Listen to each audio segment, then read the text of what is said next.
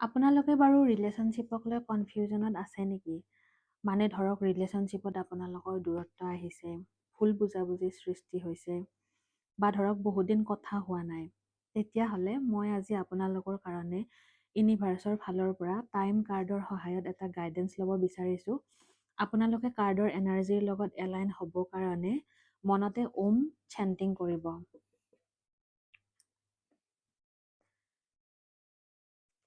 আপোনালোকসকলে মই দুটা পাইল চুজ কৰিম, পাইল 1 এণ্ড পাইল 2।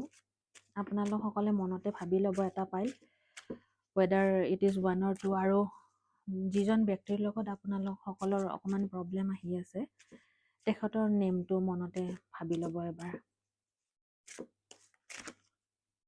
ৱাও, পাইল 1ৰ কাৰণে এটা কাৰ্ডটো নিজে পৰিছে আৰু এটা কাৰ্ড মই নিজে চুজ কৰিছোঁ,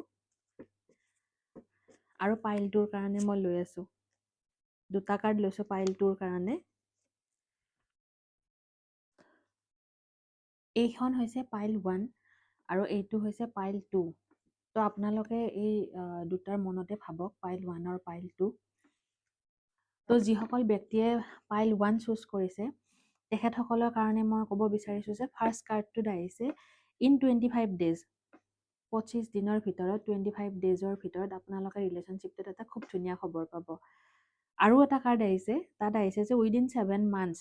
তো এইটোত আপোনালোকৰ অকণমান ধৈৰ্যৰ প্ৰয়োজন হ'ব, কিন্তু 7 মাহৰ ভিতৰত ভাল হৈ যাব যিবিলাক প্ৰব্লেম হৈ আছে আপোনালোকৰ ৰিলেশ্যনশ্বিপত।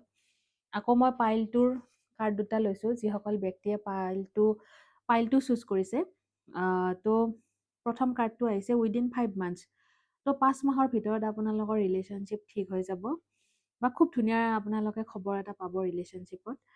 আকৌ এখন কাৰ্ডত আহিছে উইদিন 9 মান্থছ। তো এইটোতো আপোনালোক সকলোকে অকণমান ধৈৰ্যৰ প্ৰয়োজন হ'ব, কিন্তু উইদিন 9 মান্থছ আপোনালোকৰ ৰিলেশ্যনশ্বিপ ভাল হৈ যাব বা খুব ধুনীয়া খবৰ এটা পাব। তো ইউনিভাৰ্চৰ ফালৰ পৰা এই দুটা গাইডেন্স আছিলে আজিৰ বাবে।